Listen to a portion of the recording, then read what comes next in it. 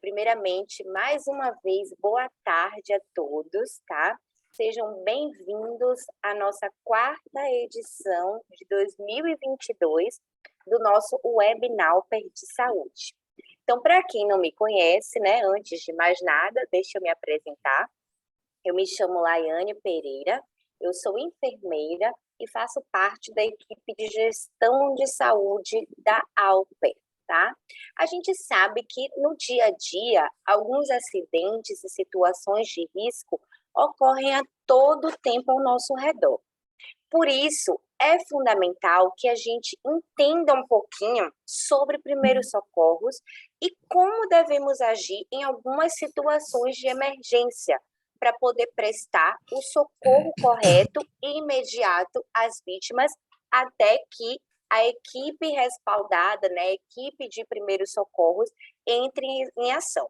Então, os primeiros socorros, além de serem um exercício de cidadania, também é um exercício de ajuda ao próximo que pode salvar uma vida. E para a gente falar melhor sobre esse tema de hoje, contamos com a super participação do nosso querido doutor Gilberto. Olá, doutor, boa tarde, se apresente aí Tudo para o bom, Lai? pessoal. Para Tudo quem não me bem? conhece, sou o doutor Gilberto, sou superintendente médico da Alper, tá? E aí, estamos aqui para ajudar as pessoas não serem expert em primeiros socorros, mas pelo menos saberem a orientação correta e como se comportar diante de uma emergência, né? Sim, perfeito, doutor. E, primeiramente, né, vamos falar um pouquinho dos conceitos, né? O que seriam aí os primeiros socorros? Qual é a diferença entre primeiros socorros, socorrista, né? Vamos fazer essa iniciação aqui para o pessoal, porque eu quero todo mundo, assim, expert hoje, aprendendo pelo menos o básico, né? A gente Tá bom. precisa, né? Vamos lá. Primeiros socorros, então, o que significa? São os cuidados imediatos dispensados a uma pessoa que foi vítima de acidente ou de mal súbito. E o socorrista é a pessoa que presta socorro a alguém. Então, ele seja aí do pessoal que tem a brigada de incêndio também, que tem essa expertise também de saber como lidar nas emergências. Então, o socorrista é isso, é toda pessoa que presta socorro a alguém. Exatamente. E é importante a gente frisar, né, doutor, que o socorrista, ele não necessariamente ele precisa ser um profissional vinculado à Não, saúde, né? não. Então, todos nós, sabendo o principal, né, os princípios básicos do primeiro socorro, dos Uhum. primeiros socorros, a gente consegue sim ajudar as pessoas, a gente consegue salvar uma vida, né? E como é que a gente deve agir, doutor, quando a gente for atender alguém? A gente não pode fazer, né, que a pessoa viu o acidente, deixa lá e corre para a esquerda fugindo do evento, né? Então, o que a gente tem que fazer primeiro é ter calma. O principal é a calma. Ao mesmo tempo, a gente tem que acalmar a pessoa que está com problema, porque às vezes a pessoa começa a ficar agitada, isso só vai atrapalhar o atendimento. Então, a gente tem que acalmar nós mesmos e depois acalmar a pessoa que está com problema. Se tiver brigada de incêndio dentro de um local, você pode chamar o brigadista também, que ele já tem essa noção também. Caso não, você vai ter que chamar um socorrista. Esse socorrista pode ser da ambulância, né, do SAMU, que é 192, né, que você vai começar a chamar essa pessoa, e até esse socorrista chegar, você vai ter que fazer alguns procedimentos. Que procedimentos são esses, né?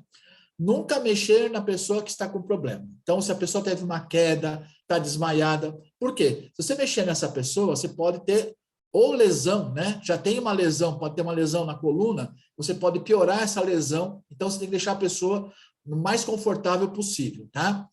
Nunca dar água ou bebida para a pessoa que precisa de cuidado. Por quê? Ela pode vomitar e pode aspirar esse líquido. Isso você pode estar agravando até a situação dessa pessoa, tá? Então, se a pessoa tiver lá com problema, deixa quieto, porque às vezes tem comum, né? Às vezes a pessoa vem desesperada, vai pegar um copo com água com açúcar para dar para a pessoa, para ela ficar mais calma. Não, porque a pessoa pode vomitar, ela pode aspirar essa água e aí pode piorar, dando uma pessoa afogada, entre aspas, né? Ou engasgada, tá? E também, se você tiver algum conhecimento, né? Ter discernimento e serenidade para usá-lo da forma correta, tá bom? Sim, perfeito, doutor. Dentro dos primeiros socorros, a gente tem alguns objetivos e algumas regras basiquinhas que a gente precisa seguir, né, doutor? Quais Isso. seriam elas? Então, sempre lembrar que o objetivo do primeiro socorro não é tratar da pessoa, tá?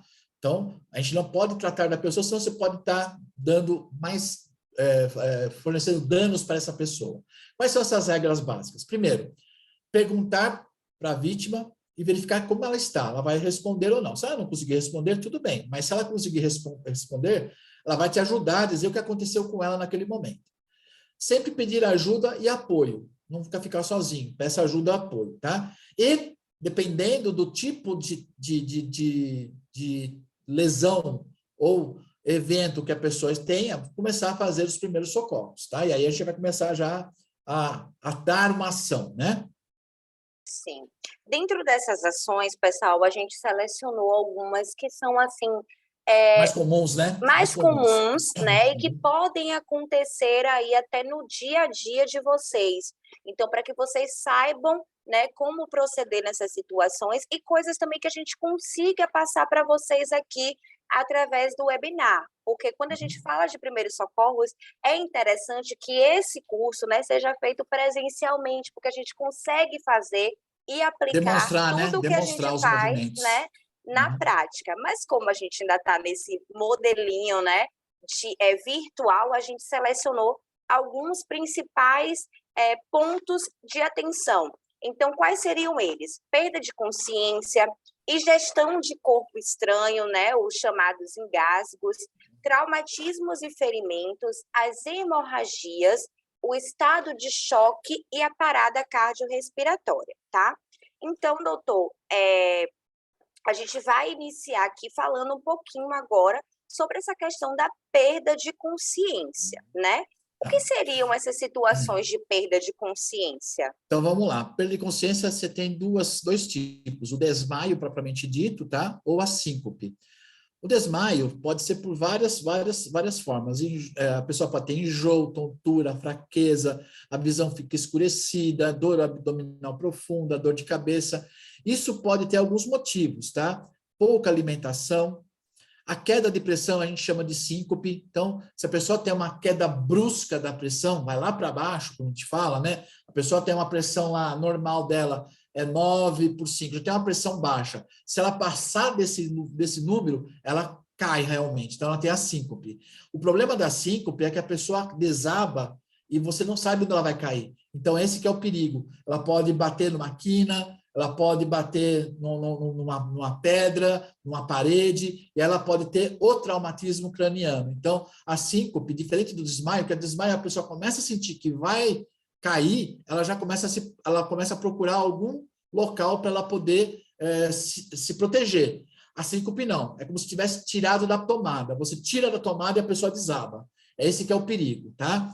Então, a queda da pressão, como eu falei para vocês, o calor também. Às vezes o ambiente está muito quente, né? E a pessoa pode fazer com que ela tenha um desmaio.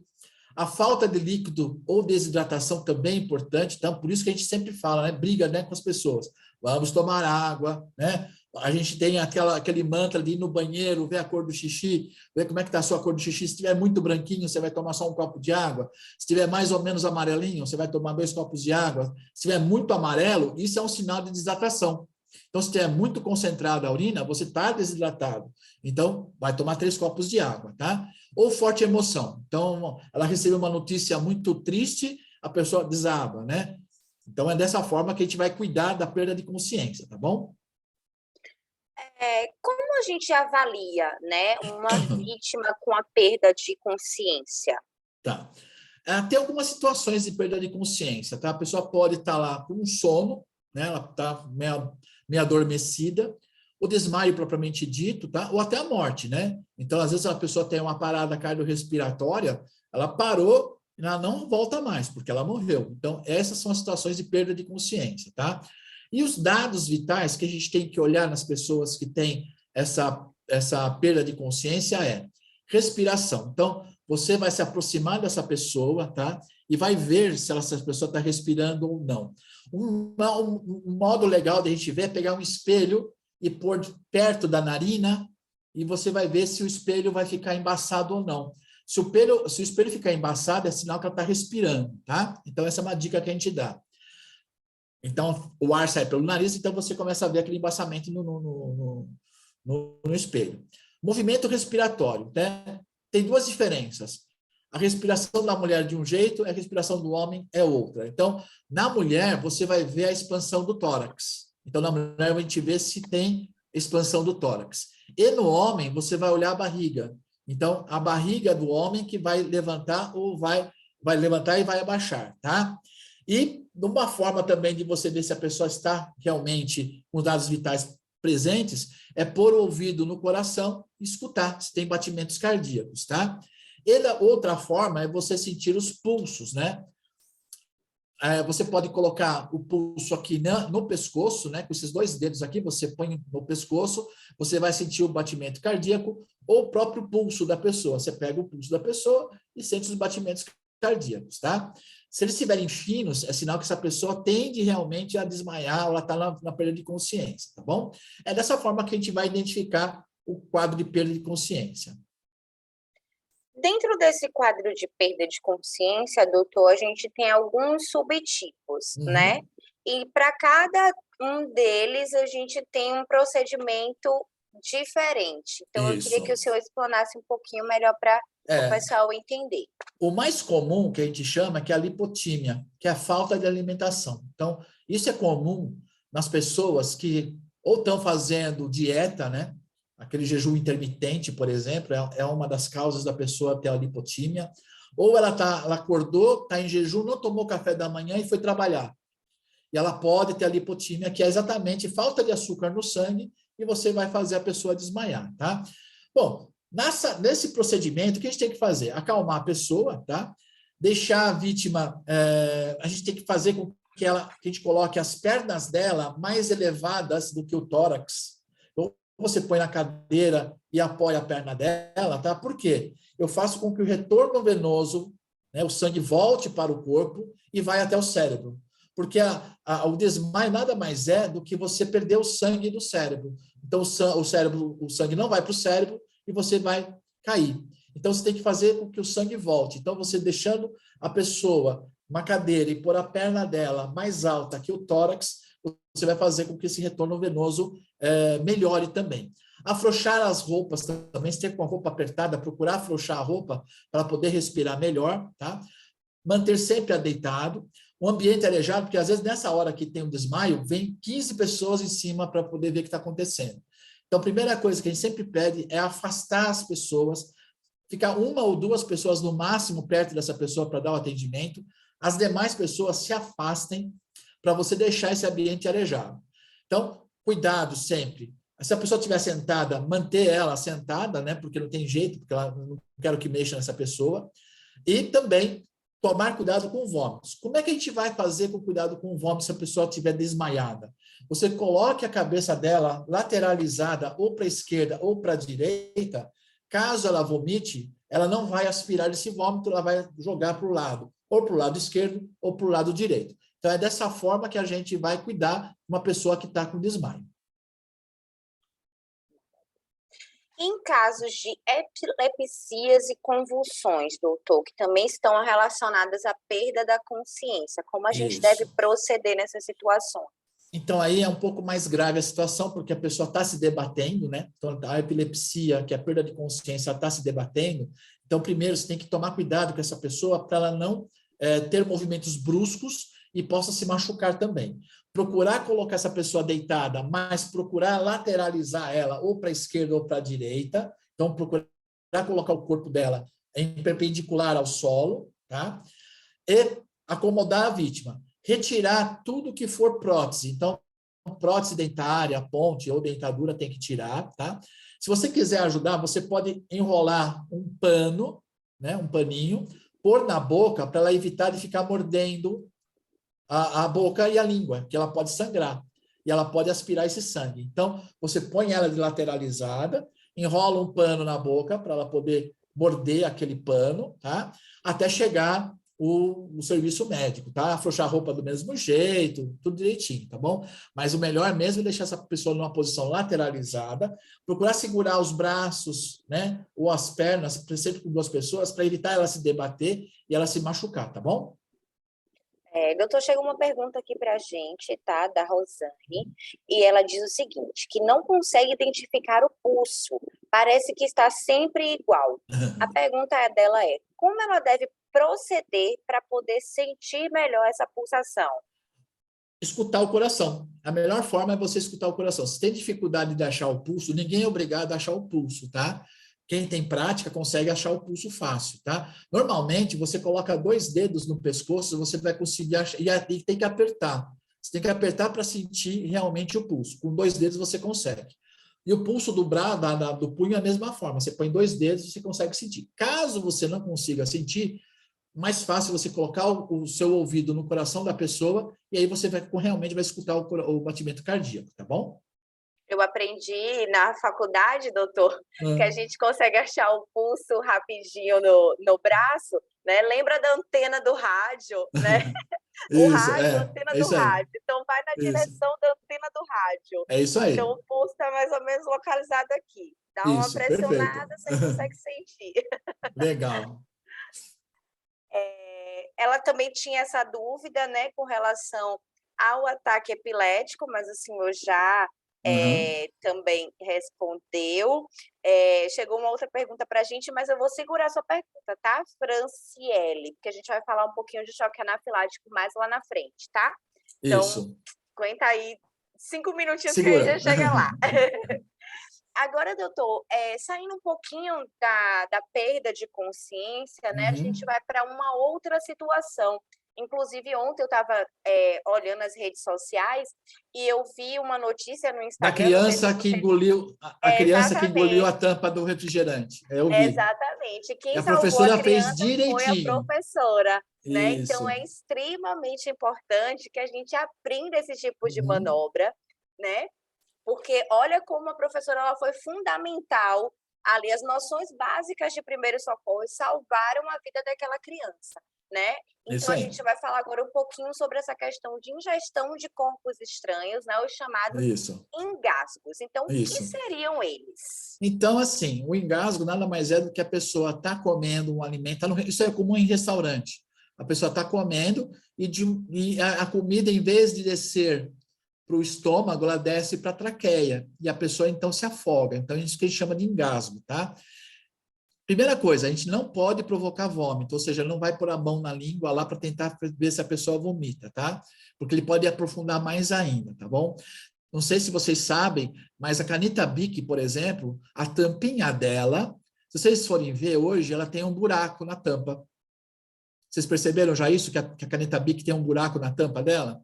Aquele buraco não é para a tinta não ficar dura, para não... Exatamente, se a criança engolir ou o adulto engolir aquela tampa, ela tem aquele buraco. Então, a pessoa vai conseguir respirar mesmo com a tampa dentro da garganta.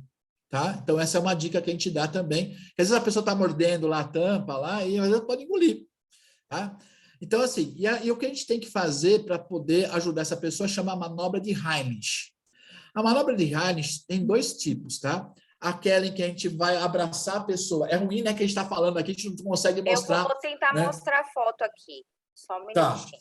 Vai põe falando aí aí. que eu vou tentar Tá. projetar. Então, a manobra de Heimlich nada mais é do que você pegar essa pessoa por trás, abraçar essa pessoa com as 2 mãos, apertar exatamente onde terminar as costelas. Quando terminar as costelas, você vai pôr uma mão sobre a outra mão, tá? E apertar essa barriga da pessoa com força. Apertar essa barriga com força para ela poder expelir o que está engasgando, tá? Agora, se você estiver sozinho, você pode pegar o apoio realmente da cadeira.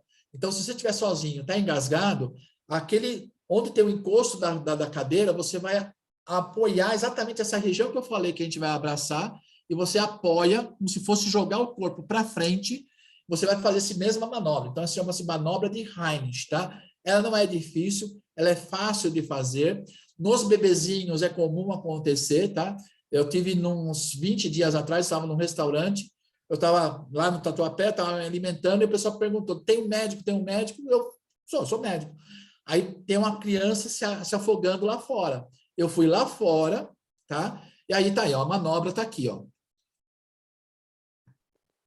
Então, que a Lai está falando, que eu falei para vocês. Então, a primeira de cima aqui, que está com a moça loira, é exatamente a parte que você vai por trás da pessoa, abaixo, exatamente, terminou as costelas aqui, ossinho principalmente do externo, você vai pôr uma mão junto com a outra e abraçar com força, fazendo vários movimentos de empurrar a barriga para dentro, tá?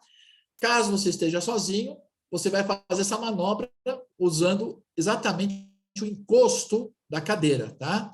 E quando é criança, como eu estava falando, eu estava nesse restaurante, estava uma criança se afogando. Então, eu fui lá, tinha uma outra socorrista junto também, e nós fazemos uma manobra que você pega a criança na mão, você inclina essa criança para baixo, cabeça para baixo, e você vai dar 3 palmadas nas costas dessa criança com força. Não é para ter medo, é para bater mesmo nas costas da criança, no terço médio das costas. Você vai ajudar essa criança a vomitar, tá? Crianças maiores, você vai usar exatamente a manobra de Heinrich aqui pura que eu mostrei para vocês aqui, que a Lai mostrou para vocês no slide, tá bom? É tranquilo, não tem que ter medo, a gente tem que ajudar. Se você percebe que a pessoa está se afogando, vá lá e ajude, tá bom? E é importante também, doutor, que às vezes na hora do desespero a gente fica sem saber como fazer a intervenção. Então, Isso. muitas vezes vocês podem ligar ou para os bombeiros ou para a Ou para a Polícia própria Militar, polícia militar. 190. Isso, porque eles vão dando passo a passo para que vocês possam fazer essa manobra, né? Ou sozinhos, ou em alguém, ou até no próprio bebê, né? Quantas histórias a Isso. gente escuta aí de pessoas que salvam seus filhos, Isso. pessoas através da ligação, né? Então, bota lá no Viva Voz e o pessoal vai dando passo a passo. Então, o passo principal, né, doutor, a gente manter sempre a calma, Calma e saber porque fazer o que tem que ser feito naquele momento. exatamente. Vocês vão entrar tanto no Instagram, no Face, hoje apresentou essa professora que salvou a criança que estava tomando água com a tampa, não entendi mas até agora. E ela estava tomando aguinha e a tampa entrou na garganta, tá? Vejam, vocês vão entender realmente isso que a Lá e eu estamos falando para vocês, tá bom? Sim, é importante, tá, gente? Já aconteceu até aqui na minha casa isso. A minha mãe uma vez engasgou e eu não estava em casa e a minha vizinha não sabia prestar os primeiros socorros e foi uma agonia. Foi horrível. Assim que eu cheguei em casa, eu cheguei no prédio, eu convoquei todo mundo e fiz uma aula de primeiros socorros para todos os meus vizinhos. Todo mundo aqui agora sabe socorrer todo mundo, porque Muito bem. é desesperador. É horrível. Agora a gente vai sair um pouquinho, né, dos engasgos, a gente vai falar um pouquinho sobre os traumatismos, né, doutor? Então fala pra gente o que seriam os traumatismos, e a gente sabe que dentro dos traumatismos a gente também tem algumas especificidades, né? Isso. Então, Principalmente no local de trabalho, né? Você tropeça, cai, né? Você está descendo a escada, dá um entorse no tornozelo, então a gente vai explicar isso para vocês, tá? Bom, traumatismo é toda lesão, ela pode ter sua intensidade e gravidade variável, tá? Ela pode ser produzida por vários tipos de agentes, seja físicos, químicos, de uma forma acidental, né? E aí tem vários tipos, aí tem o entorse, a luxação e as fraturas. Então, agora a gente vai falar cada uma delas.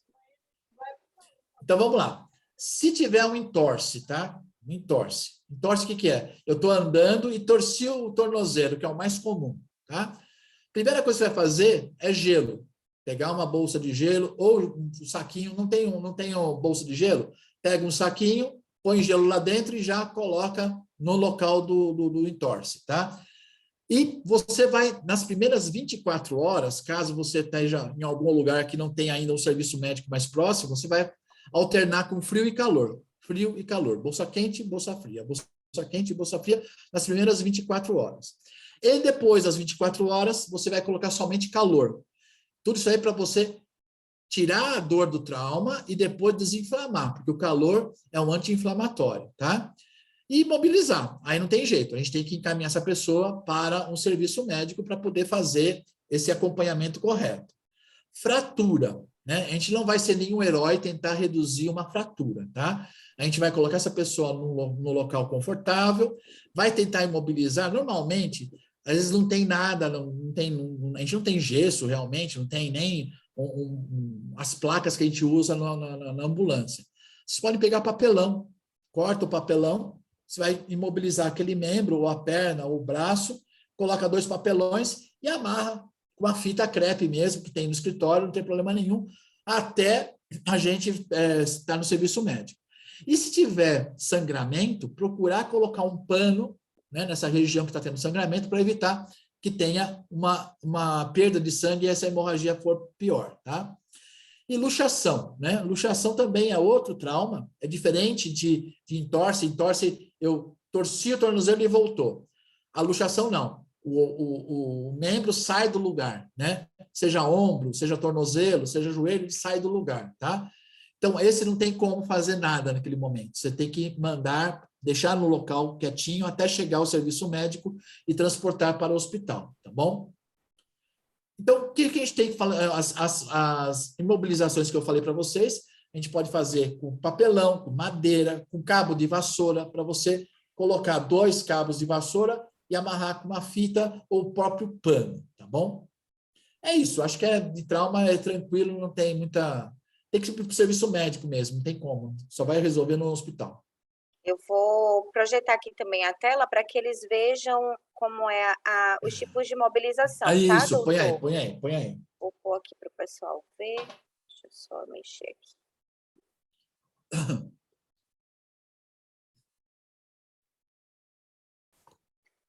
Você já vê minha tela?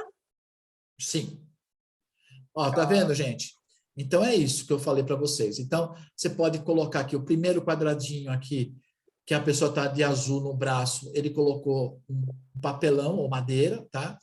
Essa é a forma de mobilização à sua direita aqui, de joelho e de perna, que é a mais eficaz. Você dobra a perna e coloca exatamente a tipóia que a gente está falando aqui, ou do braço inteiro, tá? Ou deitado, de bruço, né? Você coloca aqui de bruço, põe por baixo da perna dele, você amarra com fita e acabou, você está imobilizado.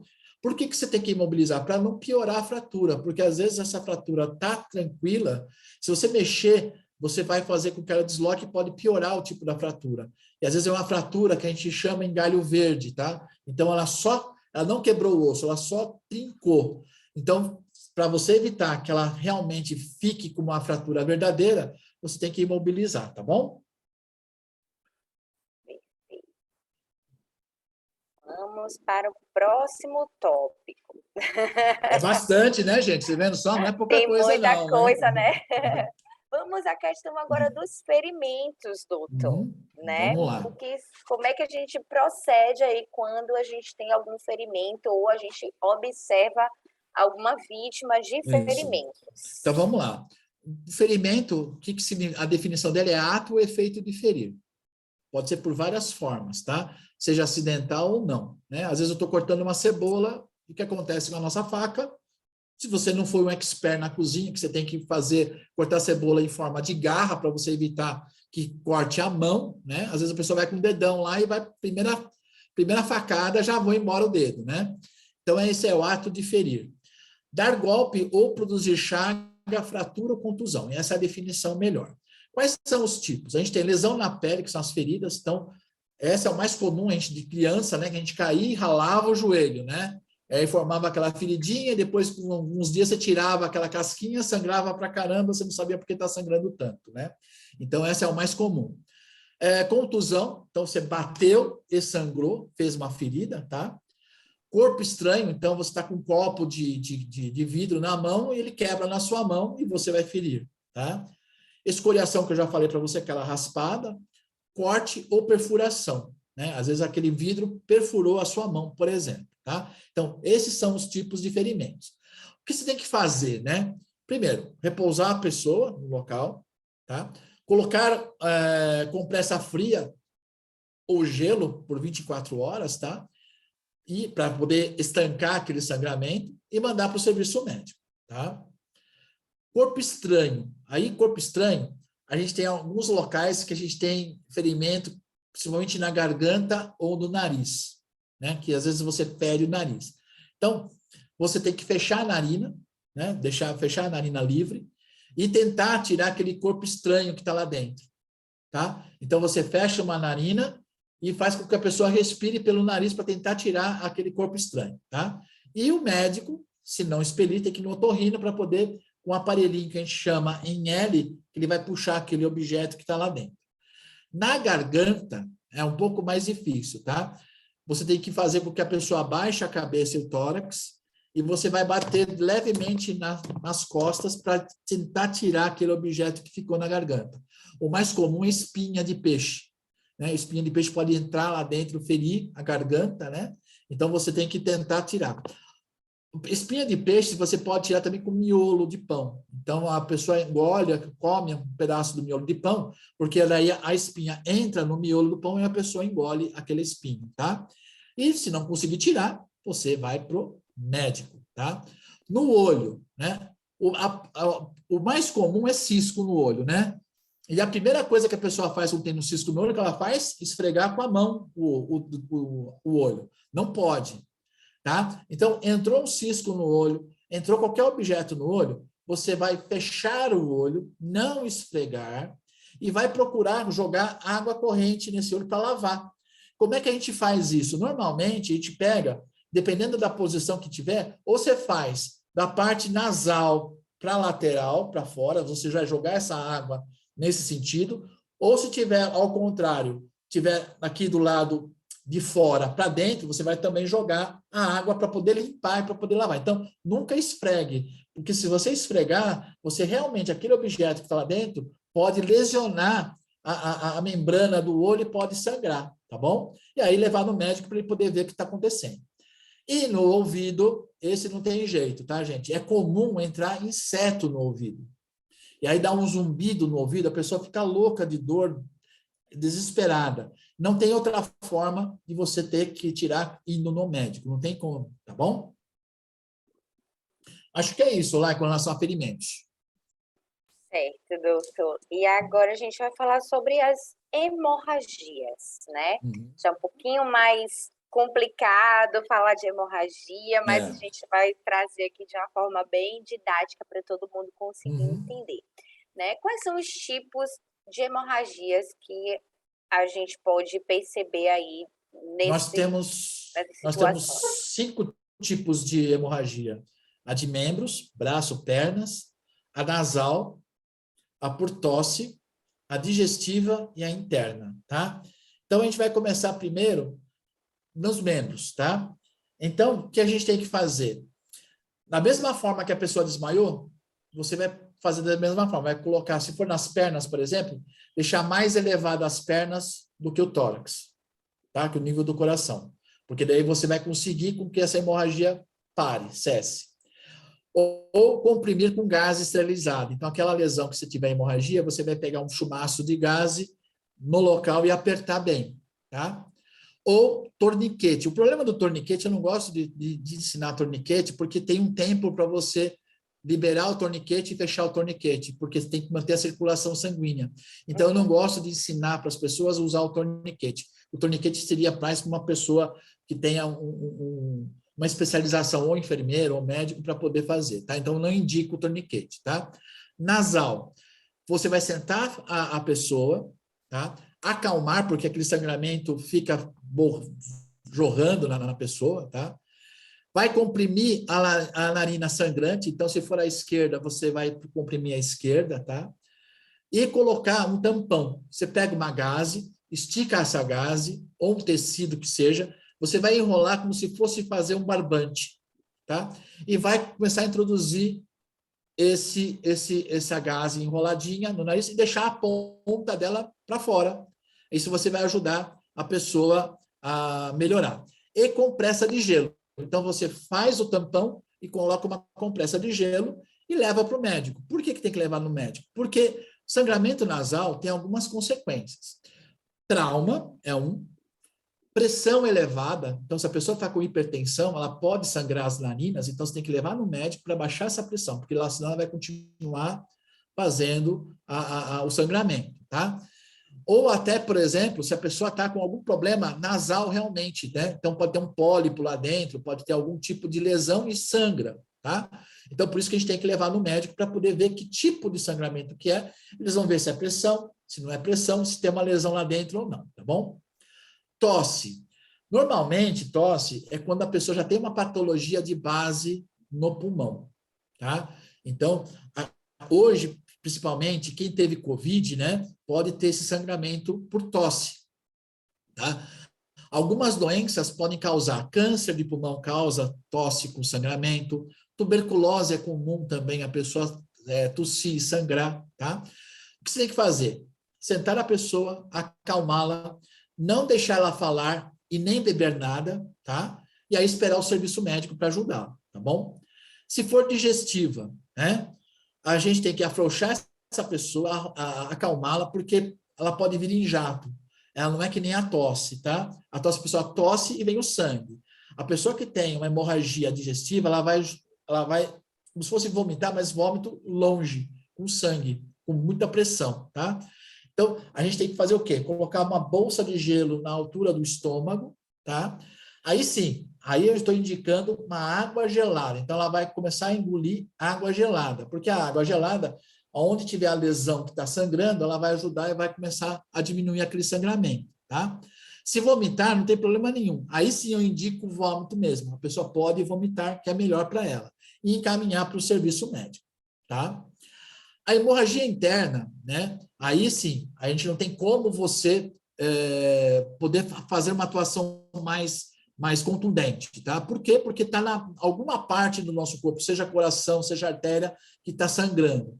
Aí você tem que procurar o quê? Ver os sinais vitais. Que sinais vitais que a gente falou lá atrás? A pulsação, a cor da pessoa, se ela está pálida ou não, e a temperatura da pele, se ela está gelada. Normalmente a pessoa que está entrando em choque hemorrágico, ela está gelada, tá? E ver as extremidades que estão bastante frias. Então, a gente tem que ficar olhando para essa pessoa para ver se. Daí eu vou falar para vocês mais para frente como é que é uma parada cardíaca que você tem que fazer. Você tem que observar para ver se ela não está entrando em parada. Então, aquela hora de você escutar o coração da pessoa para ver se está batendo ou não é importante, tá? Deixar a cabeça dela neutra lá, sempre imóvel. Compressas frias no local, então você acha que é arterial, que é nas pernas ou nos membros, colocar compressa fria nessas regiões e procurar o serviço médico o mais rápido possível para a gente poder ajudar essa pessoa, tá? Aí acho que é isso, acho que nessa parte de hemorragia é nessa forma. E o estado de choque, doutor, que foi a dúvida da Franciele, Isso. né? O que seria Tá. esse estado de choque? Como é que a gente deve A gente, proceder? isso, a gente tem vários tipos de choque, né? Tem o choque anafilático, ou seja, a pessoa comeu alguma coisa, ou tomou algum remédio, ou tomou alguma substância em que o corpo vai reagir, dizendo, essa substância não é minha, ela vai fazer mal para mim e eu vou entrar em choque. Então, ele vai fechar todas as artérias, todas as veias, vai diminuir o batimento cardíaco, tá? Ou, né, a gente tem um choque que a gente chama choque normal da pessoa, que nem eu falei para vocês, essa hemorragia interna, né? Então, a artéria está babando lá dentro, a gente fala normalmente, a parte médica, a enfermagem também sabe disso, a gente fala que está babando lá dentro, então diminui a oxigenação nos tecidos, tá? Falta sangue arterial, então a gente começa a diminuir o seu volume, então a gente está perdendo o volume de sangue para algum espaço que não é o normal, tá? Aí começa a ter o quê? O coração começa a falhar, o sangue não consegue retornar e a gente começa a ter o quê? Início de uma parada cardíaca.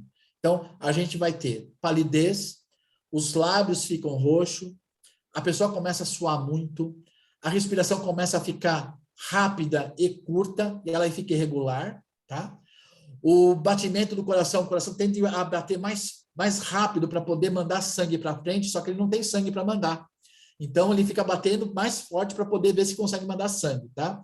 A pessoa começa a ficar agitada, a pele fica fria, a pessoa pode ter alguns tremores, e o pulso também, já que o coração está batendo rápido, o pulso também vai ficar rápido, que é uma sequência da outra, tá? Então, a pessoa tem essa parte de complicações que já vai sendo mais grave.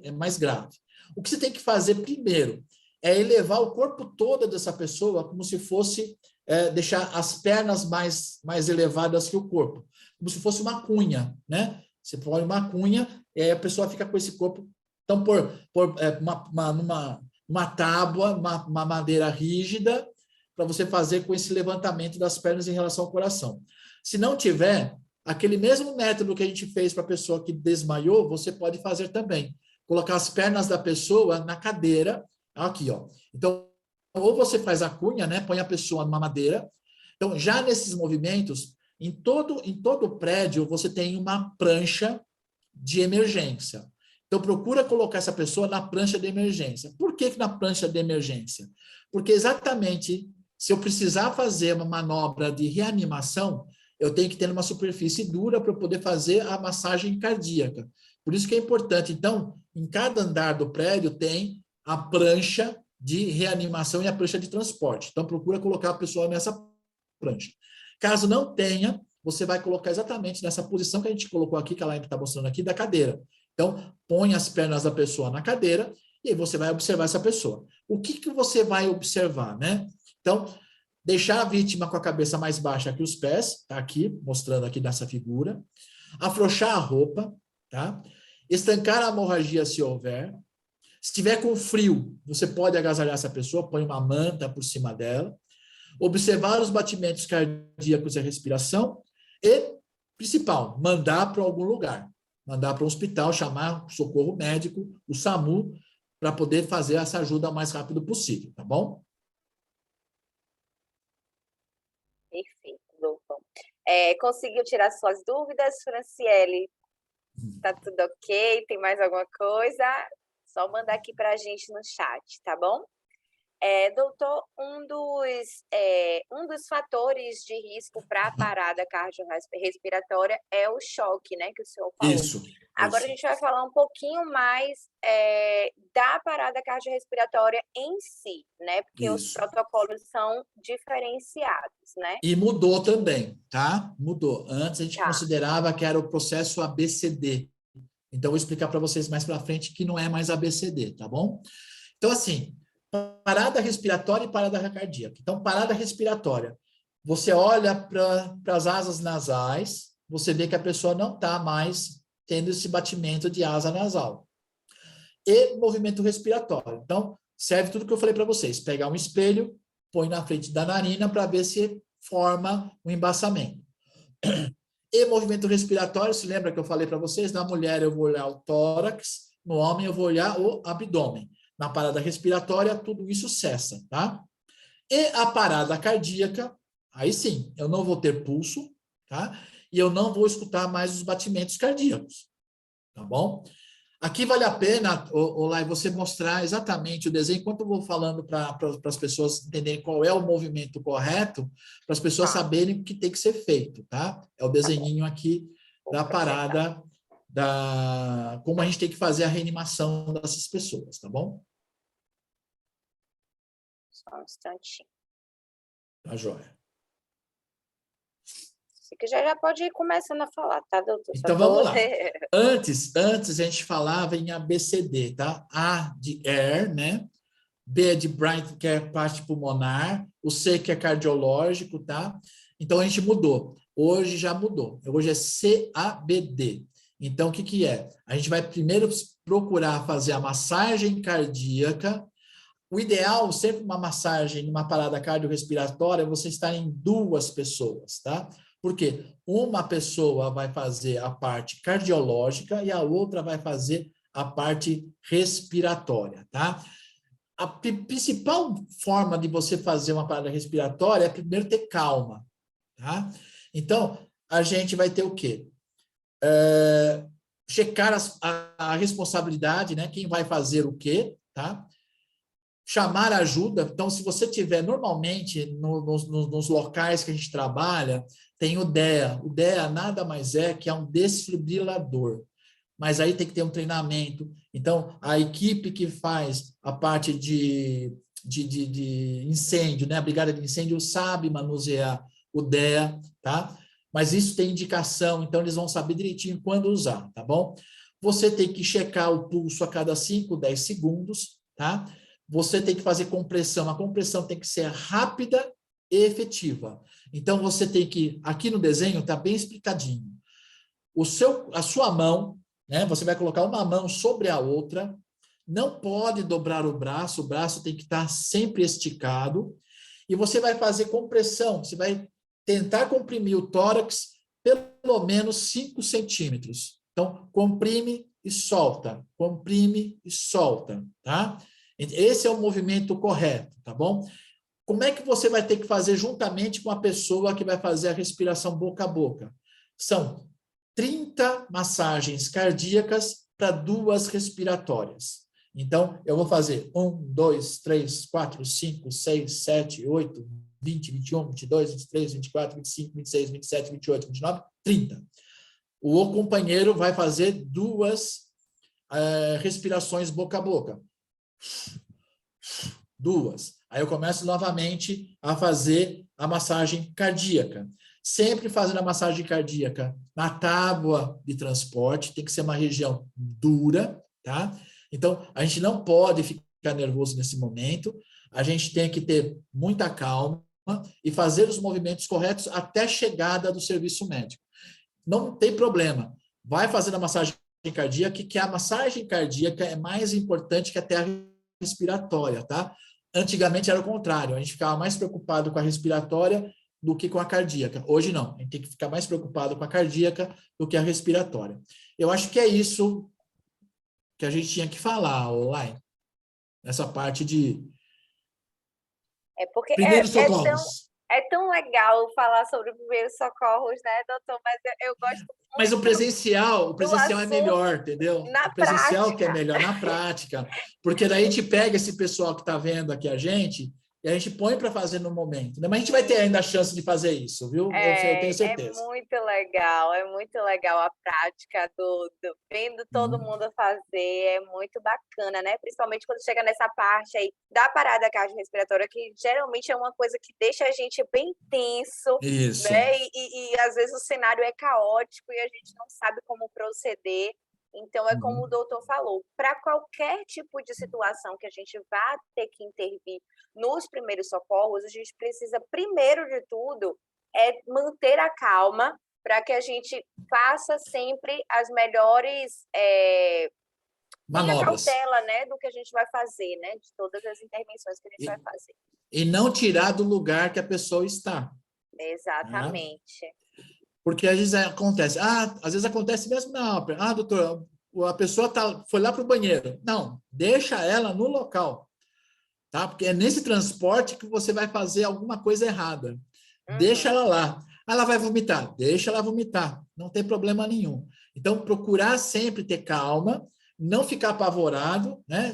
Se um se apavora todo mundo, né? Então, tem que ter muita calma e procurar realmente sentir o que a pessoa está sentindo naquele momento, né? Às vezes a pessoa está desmaiada, ok, ela não vai responder. Mas se ela estiver ainda consciente, procurar saber o que aconteceu. Ela vai falar, eu engoli um objeto, eu tomei uma água eu errou, eu tomei um remédio que me fez mal e assim por diante. Porque você tem que passar tudo isso para a equipe que vai vir render você no atendimento médico socorrista, tá bom?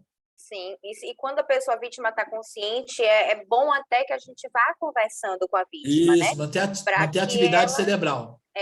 Então, a gente tem que verificar se ela está consciente, se ela tem noção de tempo, espaço, vai conversando com a vítima, né? Então, é importante esse diálogo, tanto para a gente saber o que é que aconteceu com ela, e até para manter ela ativa até que o socorro chegue, né? É isso aí.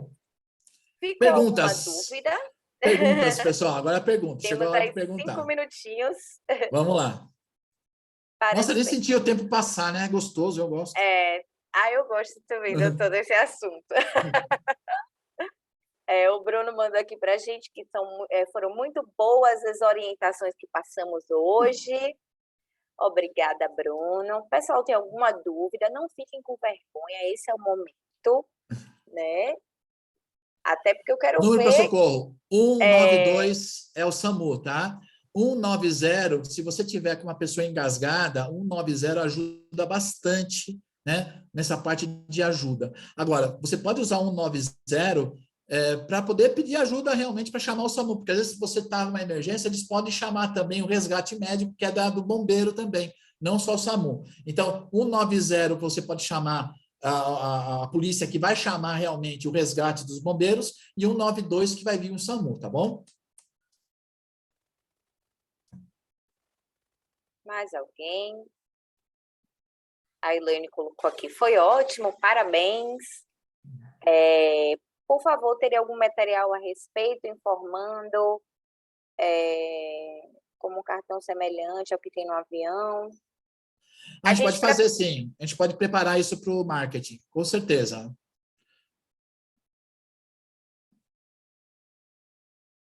Vários agradecimentos, né, doutor? Legal. Espero que tenha dado para vocês entenderem, né, pessoal? Porque realmente a prática faz toda a diferença, a gente mostrando as situações, mas a gente tentou trazer de uma forma bem didática aqui para vocês hoje esse conteúdo, para que vocês estejam munidos aí de informações e saibam também, né, realizar qualquer procedimento em alguma intercorrência, né? Estão pedindo vídeo. Legal.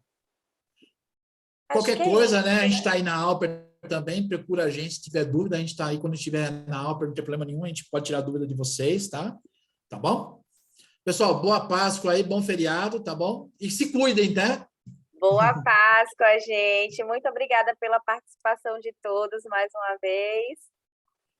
Tchau, E tchau. estejam aqui com a gente no próximo, tá? No mês que vem tem mais. Tchau, tchau, Lai. Tchau, doutor.